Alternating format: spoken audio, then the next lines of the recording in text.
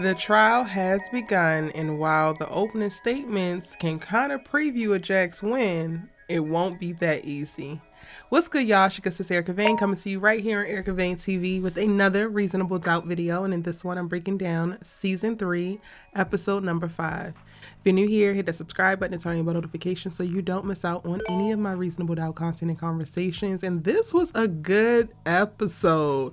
There is so much that is starting to be revealed.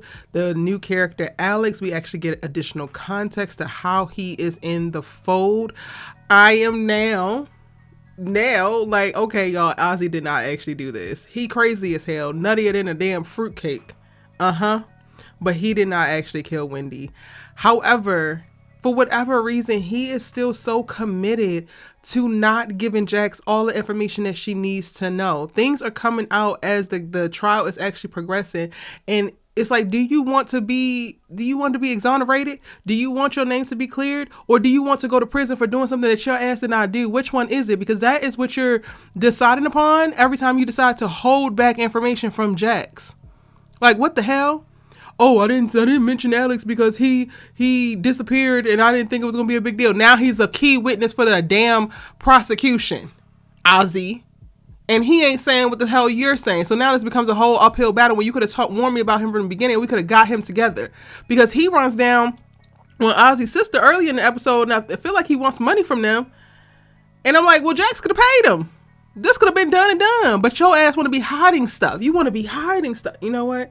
You're a victim for other stuff other than what's going on now. You're a victim, so I'm gonna go ahead and get off your ass. I don't even know where to begin, honestly. There's so much that, you know what, I'm gonna do the periphery. That's what I'm gonna do. Jax apologizes to Sally, but that's the thing that Sally needs to decide that she gonna go ahead and ask for a divorce from Chris. And while that's happening, Shanelle goes to Chris like, shit, or get off the pot. And puts it to him like, stop dragging my cousin. Do you want to be with her or do you not want to be with her? And since he can't actually make a decision, he tries to continue to dangle the carrot. Come to Thanksgiving with the family. I don't know if we want to get back together, but at least for the kids, here you go. Here's your divorce papers. Sally, good for you, Buki, but I still don't like how you navigated Jax. But they're fine. Jax apologizes. She didn't mean to come in so hot. This girl told you that you were a hater. This girl told you that you were jealous. And maybe you are a hater in some regards, but it never gave jealous of her whole situation, especially because she was stupid as hell to make the decision that she made to put her house up for Chanel's ass, who ran. They lost a house behind it. Dumb, but okay, that happens. They worked it out. They still friends, fine. So we got more of Sally in this episode. We got more of Shanelle in this episode. I was surprised to see Shanelle go and speak on Sally's behalf, but they cousins, so I guess I shouldn't be. And then in Autumn, Dr. Autumn, that's her name, right? And Autumn is 5 months pregnant now, so time is flying. We get a little cute moment with them. Nothing too crazy. Cool. I guess Dr. Autumn is the one who helped Jax figure out that Monica was the one who actually sexually assaulted Ozzie at a young age as a child. However, she did. I don't feel like we got a definitive answer if she put two and two together that she is still hunching on Ozzie. So much so that she is the one who gets him dressed prior to day one opening statements. So she's still very much so active. When we get the confrontation moment, and honestly, I feel like this was my favorite part of the entire episode. I did not anticipate Jax versus Monica, but I thoroughly enjoyed the dialogue that took place when we actually got to see that happen. Because Jax calling all of the cards, like, this is this, I know this. And while she tries to deny it initially, because Jax goes back to when he was 13, then that stirs something up in her. But I specifically like how Monica tried to flip the narrative. She's like, oh, well, when we originally brought you in and we were trying to retain your services, you didn't pay us no mind. You could care less. It's not until he goes up on a murder trial that you are lit up and invested in and so concerned about him as a person, but you ain't give a damn that night. So it seems to me that we're both navigating this, trying to make our little coin. And there's a monster in you, there's a monster in me, and we might be more alike than we are different. And I said, oh, not her clocking your tea, Jax. Not her clocking your tea, but what you're not going to do is correlate my girl Jax, who, yes, has some little flaws, yes, has a little bit of issues, yes, has a little bit of stuff, mucking it up for her.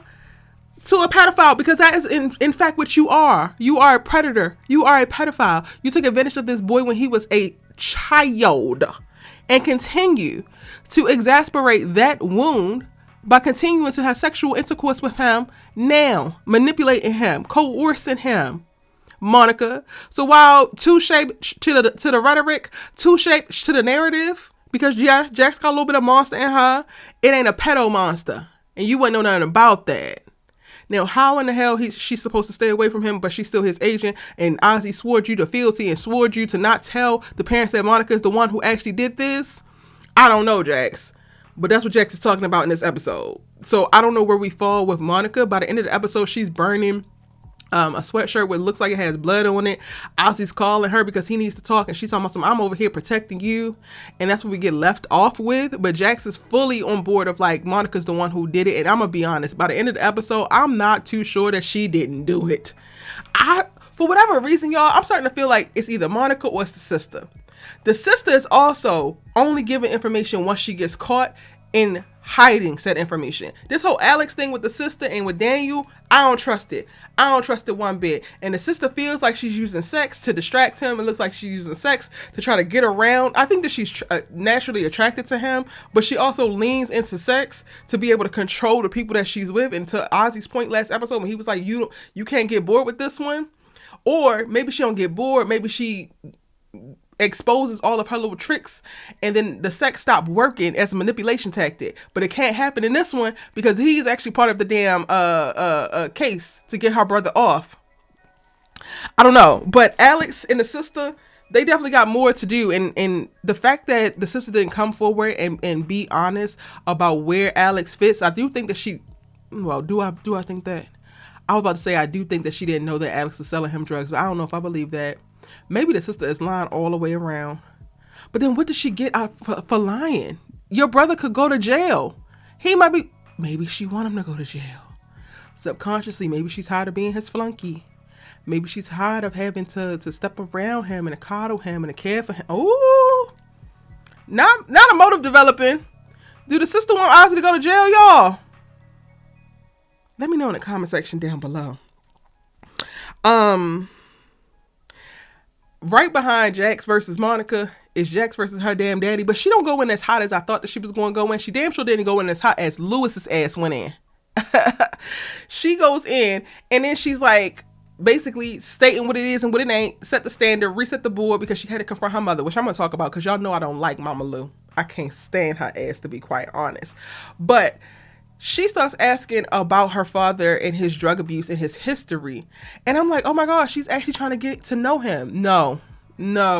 Jax wants to better understand Ozzie. And if she better understands her damn daddy, then she can understand the drug abuse side that Ozzie is going through, because his ass is not being forthright about much of anything. So she's using every last one of her resources. And this is why her name is on the building. That's why her name is on the building. Her getting firsthand experience from this addict, as in her father, and he dropped a nugget of like, everybody benefits from it. The managers, the agents, they want you broken more than they want you fixed, because you're more able, you're easily manipulated in that way. Hello, crackhead daddy on to something.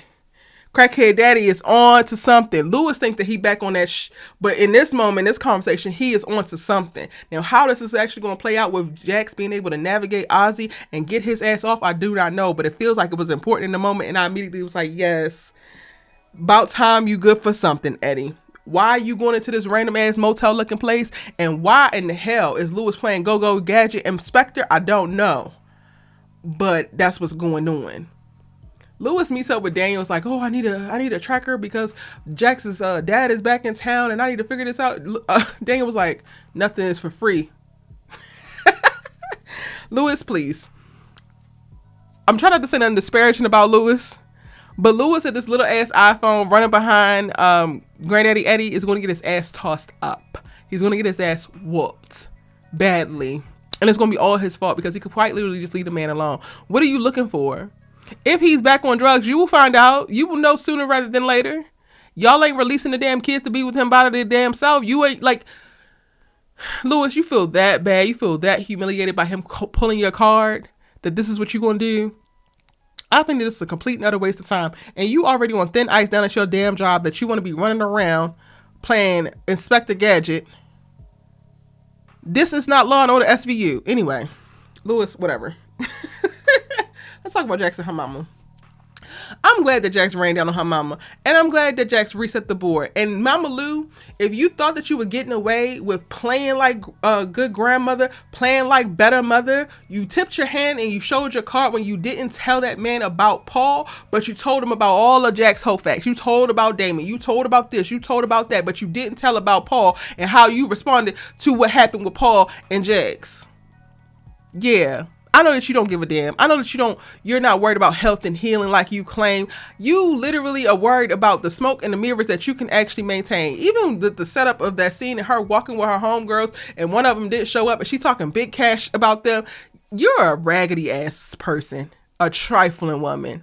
I'm still your mother, and mamas can get their asses cussed out too. Jax, keep your foot on this woman's neck because she don't have no good in her and she means no good for you. The way that Granddaddy Eddie must be putting her ass through the mattress. This lady is crazy. Stuck on stupid, but not crazy enough to reveal the whole damn story. And I'm glad that Jax clocked her tea in that regard, because if you want to tell my story, if you want to catch my damn daddy up and give him all the spark notes in my damn life, make sure you don't forget your part. Your part is quite literally the most pivotal one. Your part tied to his part. The mommy and daddy issue set the stage for every goddamn thing. You can't ignore that, Mama Lou. And other than that, we get the opening statements, which I thought were just so bomb. Specifically, Jax. Jax's opening statement was hot fire. I was like, damn, maybe I should have went to law school, because what? The prosecutor did what he did, but he literally set the damn layup for her, because she took the whole Hollywood narrative, the storytelling narrative, weaved it in and out of her damn opening statement and set the tone for, yeah, he didn't do it, but y'all gonna get a story of how he did it, and because he's an actor, he's gonna fit the mold, but I'm gonna go ahead and prove to you why he didn't. Like the here go. Loved it. This episode was really good. It's more not set up. I think this is more build up. And as we're watching people interact with one another, as we're watching more conversations be had, as we're watching certain things be withheld, we're slowly but surely getting, I think, better context to the case as a whole. What is not truly clear for me is the real role that Alex played. I don't think that Alex killed Wendy. I do think that Alex is selfish. I do think that Alex is resentful that he didn't break out as the star that Ozzie was, because they were co-stars on the show, and he went on to be a damn drug dealer with no other roles, and Ozzie went on to be Ozzie Edwards. Clearly the sister was hunching on Alex at one point, and he wants to be he testifies so that he can get any drug charges dropped and he can have immunity for that. But other than that, I'm not really sure where Alex fits, other than being like a little bit of a wrinkle in the case. Jax's eyes is on Monica, and I fear that's where we should actually be keeping our eyes.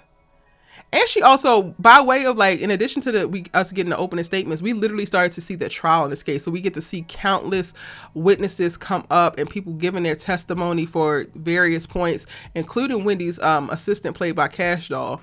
And the way that Jax flipped her damn testimony to point out that she could potentially have motive because she's taking over Wendy's business, and she did so by sending an email 3 days after Wendy went missing.